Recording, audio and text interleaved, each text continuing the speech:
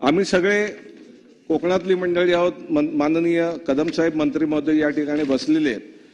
आज कोकणामध्ये असे अगदी कोकणाच्या रायगड पासून ते थेट गोव्याच्या किंवा गोव्यात तर प्रचंड प्रमाणावर आज काजू उत्पादन खूप आहे.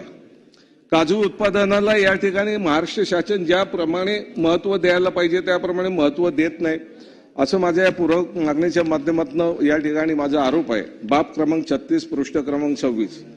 आमचं शासन काजूच्या बिलाला 10 रुपये प्रति किलो अनुदान मंजूर केलेले आहे.